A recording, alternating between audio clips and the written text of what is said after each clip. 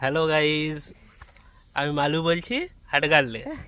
তো আমরা এখানে ঘুরতে এসেছিলাম, যে মন হলো যে বনটা তো ঠান্ডা ঠান্ডা লাগছে যেতে যেতে, তাহলে একটু আগুনটা হোক। তাহলে এই যে আমাদের পার্টনার আছে, এটা হচ্ছে রামচরণ, কে বটো এটা হচ্ছে প্রদীধরন, আলু অর্জুন আর এটা হচ্ছে জাগুচরণ। দিলীপ লৌড়ে।